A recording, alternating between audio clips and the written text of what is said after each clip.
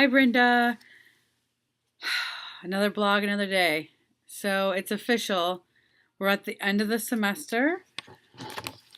We are just finishing the right to the city, social justice, and the fight for public space. So this book has also been really interesting to get into, and I think in a lot of ways has really resonated with me just because of my interest and around space for queer identified students in particular. And so this idea of like how colleges and institutions allocate spaces for students that are marginalized within those campus communities, and yet at the same time those spaces are defined by a certain set of parameters. They tend to not be in locations that are as accessible, and also what is the institutional support and or the resources that go into those spaces. I think is really interesting and also kind of like ties in a lot to what's going on. And so, and just kind of like going back to this idea of like my particular interest around space in general and how that is set up for students. And I have here, I'm really tired. I'm sure you can probably tell. But what I am going to say is that I brought with me here another guest this evening, which I'm sure that you are beside yourself to hear from and meet. Because, she's quite famous in the social justice education world. And she brings with her a lot of insight around space, considering she is the director of a residential hall on the campus here at University of Massachusetts.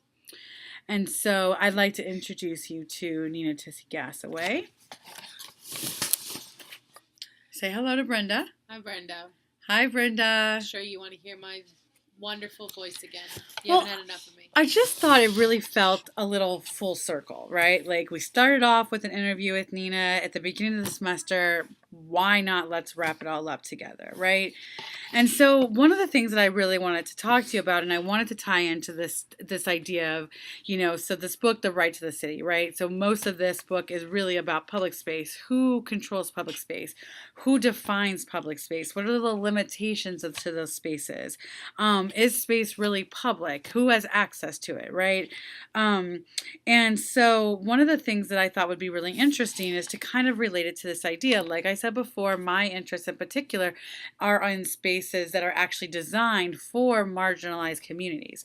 However, for instance, in the residence hall that Nina and I live in, we have what is called the common space, right? So you have a common space in a residence hall. And in that space, it typically has couches, chairs, maybe a coffee table, a TV of sorts. And it's really supposed to be available for students to use that live within that residence hall, right? So the thing is, though, is that even though it's a common space and technically, although we were in a private space because that building is only accessible to those who live in the space, we do know that it's still a public space accessible for all those who live in the space. I know it's a lot of spaces. But the point is that if you live in this residence hall, you have access to this common space. However, the common space is still regulated. So, Nina, as the resident director of this particular hall, how is the common space regulated? Well, quiet hours are still enforced, and so quiet hours on the weekdays start at 9, and so, like for instance, we have a lounge right outside of our apartment.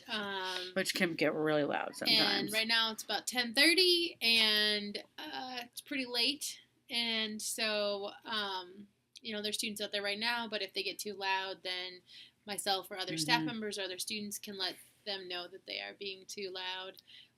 Also, you can't sleep in in a lounge. There are some other behaviors that are not allowed in a lounge that I'm sure, Brenda, you could think right here about. You know what I'm talking about?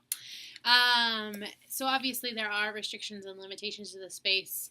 I think what is interesting is also there are people who utilize the space and therefore kind of take ownership over the space. And so, for instance, this lounge right here, there's like a good group of folks that are in there every evening. You know, they watch Jeopardy in there, and then they play card games in there, and then they like hang out and study in there. And so, you know, I also feel like, is that space open then to everybody? Like, does everybody feel welcome in there? Right. So if a particular group of people are taking the space and they make it their own space and not allow for other people to have access to it, is it then really become a public space, or is now the space dominated by a particular group of people, which therefore it ends up not becoming public any longer, right?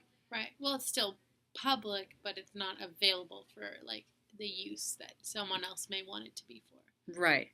Which is definitely a lot of what Mitchell is talking about in his book, because he speaks to this idea that space, because it's regulated, it doesn't end up meeting the needs of what it was originally intended to do, right?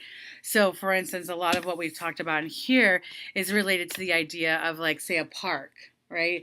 A park is a public space. It's supposed to be accessible to everybody, but yet we have regulations within those public spaces that say, oh, you can't be in there after the sun goes down. Oh, you can't. You have to have your dog on a leash. You got to use your doggy bags to pick up your doggy poop, right?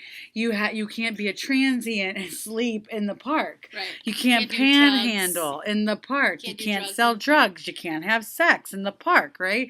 So there are regulations that keep us from accessing a free and public space because of these reasons, right? And even now we see a lot of like places that close down and literally like have gates to these parks. So right. National parks, right?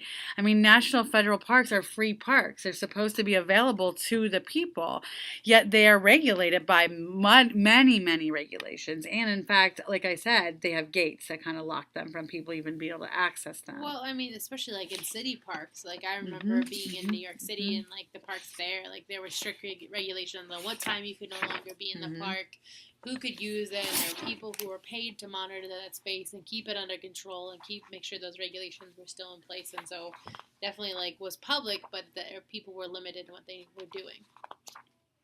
Right, exactly. So another thing that I was kind of looking at is how space has been kind of used to like maintain the system, right? So the idea of like, let's bringing this all together. Let's just wrap it up, right?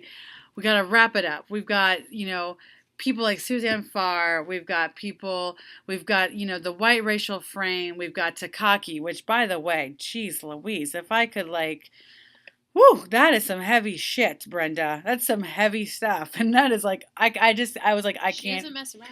I was like, I can't even do it. I'm not like Cyclops here. I can't even do like one video blog on Takaki because I'm still processing it. Like, it was like, wow. So I figured, let's move on to the right to the city. So regardless, I feel like we've looked at the democracy by Kaivel. Who is it for?